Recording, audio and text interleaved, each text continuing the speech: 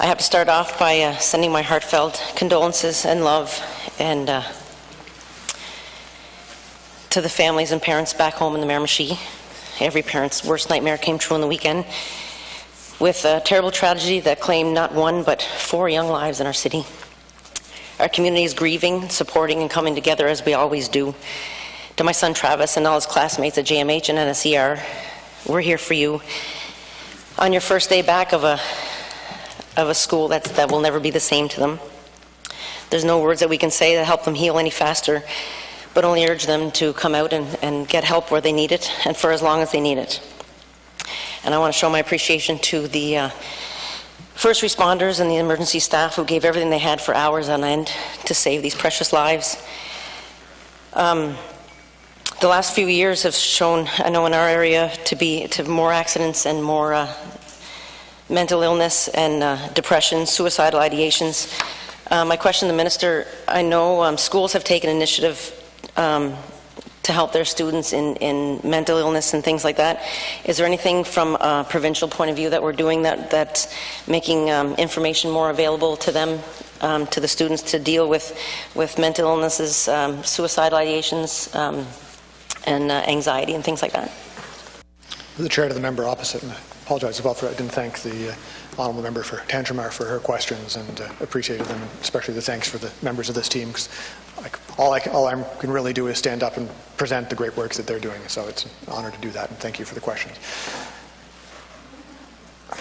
It's, as you said, it's impossible to even describe the emotions I think that everyone in the province felt on hearing what happened. And so my condolences to all the folks in your community, and I certainly heard from people in your neck of the woods about the role that you played over the weekend in bringing people together. So I think speaking for everyone in the House on that, thank you for that. Because it's just as I was mentioning earlier, how for teachers and principals and people in the district that providing that support while at the same time they themselves are looking for support, I know that applies to elected officials too. So thank you for the emotion that you brought to your opening statement and to your question. The underlying that is a crisis that we're facing in the province in terms of mental health resources for our young people. We discussed that a little bit earlier in answer to some of the honourable members' questions. One of those times when you realize the sort of reality of the situation runs up against the reality of governments and the slow speed at which they work. But I think it's important just to say it bluntly, we are not doing enough. That there is a growing challenge around mental health care in this province. It's particularly affecting our young people, and we're seeing the effects of that. And we look at, can we put more money here? Can we hire one other person, 2 other people? I think we have to step back and look at 2 questions. What's causing this? More broadly, obviously in this particular case, we know this is a tragedy caused by the accident that happened on the weekend, but there's still more broadly than that. Young people who don't have those the particular trigger of having lost a friend or having had to go through an experience like this, how are we going to work with them? So we have got structures in the schools right now which are working to greater or lesser degrees around, for example, the integrated service delivery teams, trying to bring people together from different government departments. Certainly more work needs to be done there. And we discussed as well the fact that we have a structural shortage of psychologists in the province, a problem that's only going to be made worse because of a change made by the College of Psychologists that will mean that only people with PhDs, only psychologists with PhDs will be eligible to work in New Brunswick schools starting in 2020. So that's going to impose an additional burden. So I think this is a time for us to step back and look at what are the needs here in the school system and how do those connect to the broader societal needs we're facing as a province. Because I think we're all facing this as well as people in younger or later middle age or friends and family members and acquaintances who are suffering from mental health difficulties. So this is going to be part of a broader discussion including health and social development.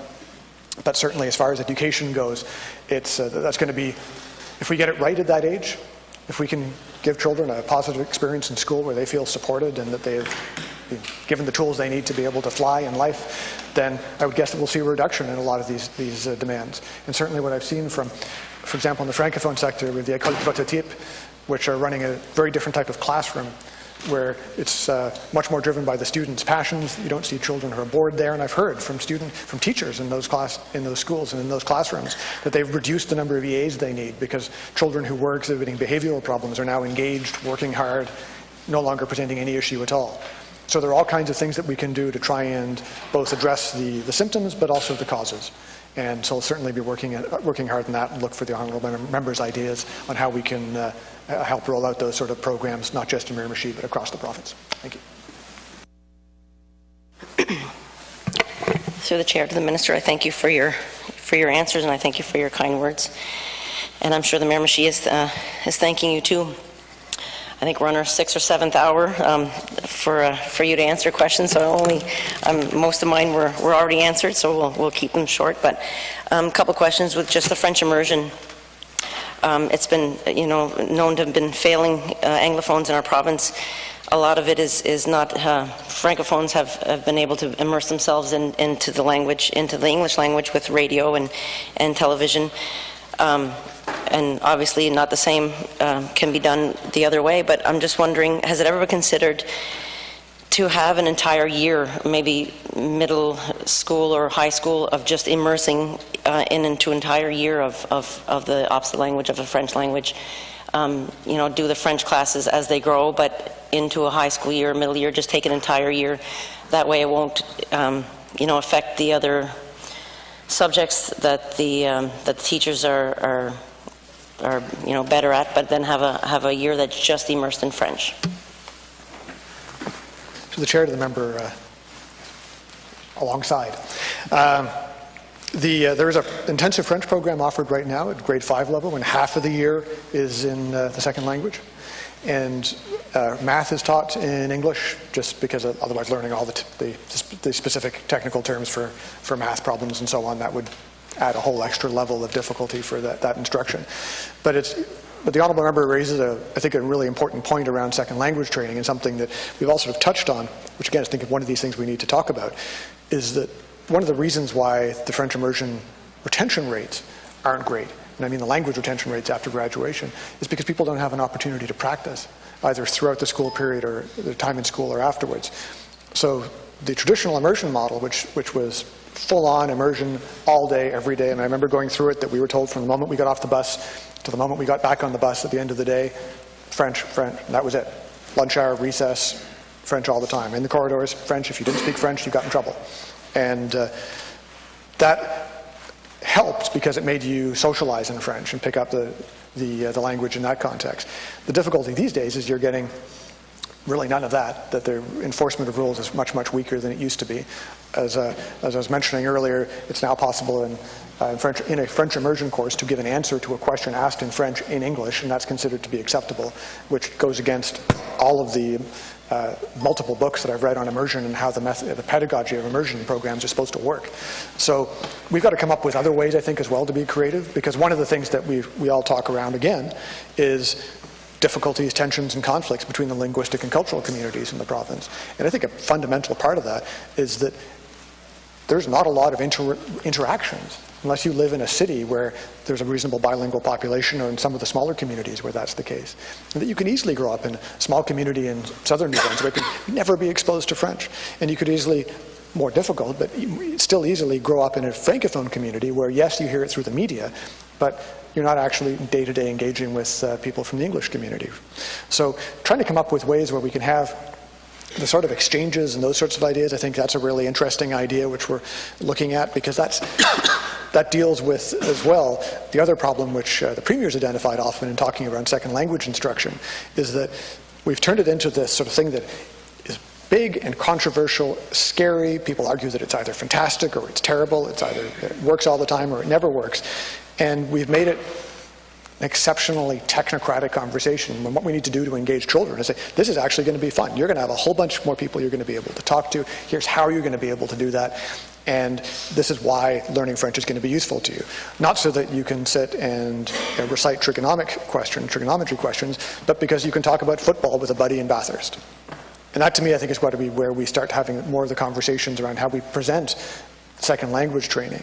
That rather than having a subject, and children are usually pretty attuned to this sort of thing. They can tell when there's something sort of big going on that they're not necessarily being given all the details about. So if you have a conversation around French immersion, given how difficult it is for adults in this province to have sensible, rational, fact-based conversations around immersion, for children, I can only imagine the perception they get of seeing adults of being obviously tense and a bit uncomfortable talking about this subject. We have got to be more relaxed talking about it. We've got to talk about what the point of it is, and then make improvements based on that.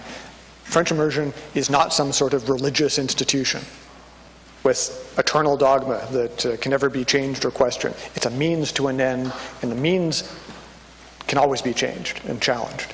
The ends are ones that we all agree on, which is that we want to have a province where everyone can speak both official languages as much as possible to the highest level possible. So let's try and step back and come up with answers to that question, because I think otherwise we're doing ourselves and future generations a disservice. Thank you for the question. Thank you through the chair to the minister. And I agree, that was brought to my attention before about having like a full year of being immersed in it, and instead of learning just math or just one subject or just subjects in French, of having a year of talking about baseball and talking about the daily goings on and the news and stuff. It kind of gives them a broader, just being able to converse, I guess.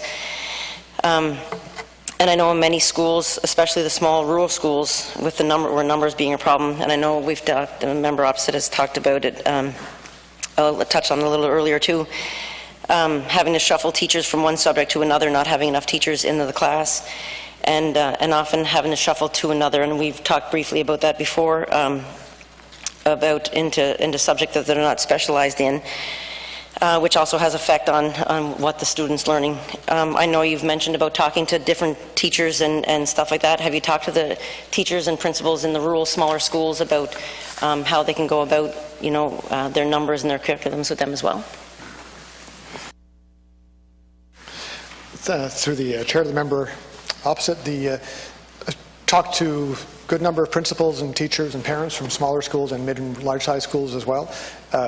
Just as part of it, I'm trying my best to see if I can, whenever the House is not in session, to visit as many of the schools across the province as I can and talk with all of those folks, and parents as well, and the students.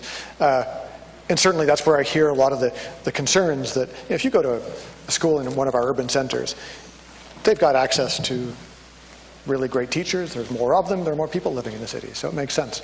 In the smaller communities, you often see teachers having to sort of pinch hit and cover multiple subjects and doing their absolute best, but in a condition where there are fewer resources because the population is dropping, and as well where there are louder voices in larger centers calling for allocation of those resources there. So I think it adds to the challenge if you're in a smaller or rural, especially a rural school.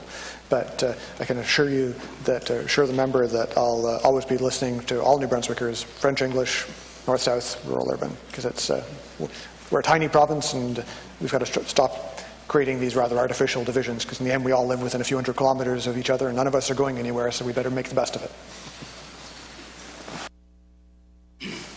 Thank you to the chair.